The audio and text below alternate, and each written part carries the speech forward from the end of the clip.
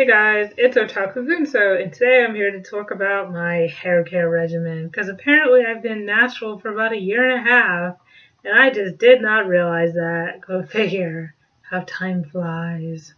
Although, believe me, I've had my share of setbacks, and right now I'm just going to talk about some of what I'm using now as far as hair products and all this and that goes. Gonna start with the cleaning regimen, which is these two, the organix argan oil of Morocco shampoo and conditioner, and these work pretty well. I actually switched from this from when, because when I got my laptop I had to pay that off over a span of months and stuff.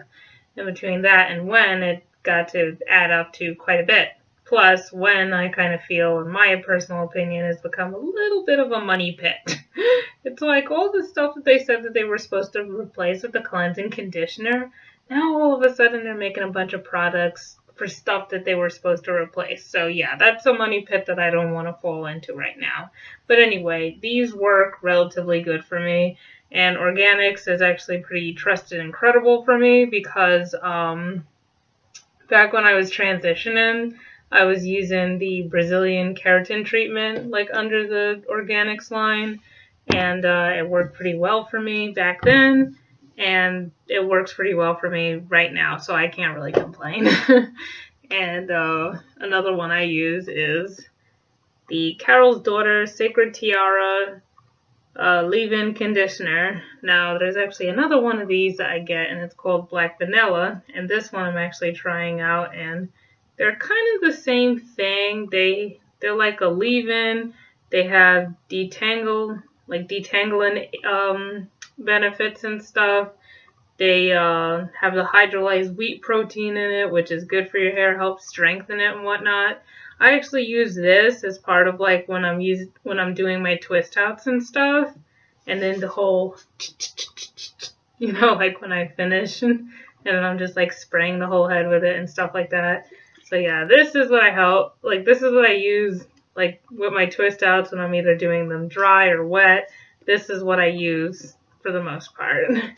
Another detangling agent that I use, which is actually a little bit more natural, is this combination of water and apple cider vinegar. And it's a very effective detangler. The only catch is that I use it when I'm about to wash my hair. Because, I don't know, I think like vinegar dries your hair out or something like that. I'm not really sure, but I only do it when I'm washing, like getting ready to wash my hair. Like I'll split it into 4 sections and then detangle each section, like with the apple cider vinegar. Then I coat it with coconut oil, which is right here. And then I twist it up into those little knot things, and I forget what they're called right now. But I twist it up into those, and I just kind of leave it for an hour, like covered with a conditioning cap. And then that's kind of like my pre-poo regimen or what have you, like before I actually wash my hair. Now, as far as what I use for my twist outs, I use a flaxseed gel,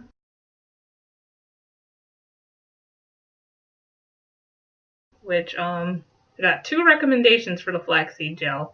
One was from a sales associate at the dollar store, not the one that sold me Astro Boy, but the other one, or another one rather. And then the second recommendation was from my niece. So I figured, okay, 2 people had great things to say about the flaxseed gel, so let's give it a try and see what happens. So I used it, and in combination with the coconut oil, like it really came out like relatively good. Like this is, one of my more defined curls, like from a nice little fresh twist out or untaken it. So yeah, that's pretty good. It's like, yeah, we'll see how this looks in like a few days.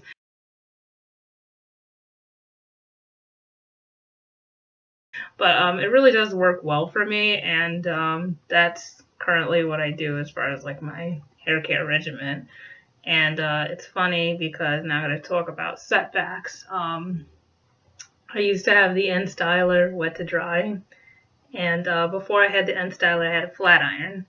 Flat irons don't do so good when your hair is natural and like no relaxer and all that, and you have a really hard time getting it like dead straight and whatnot. So I got the end styler to kind of combat that situation. So I had the end styler and I got the wet to dry, and I wanted to skip the whole like blow drying and all that, because it takes so long and it's like I don't want to like you don't want to be bothered and whatnot. So I said, okay, let's get the wet to dry. So I took the wet to dry and I went all the way down, and oh my gosh, my ends looked like Papillon at the end of episode 6 for Busa Rankin.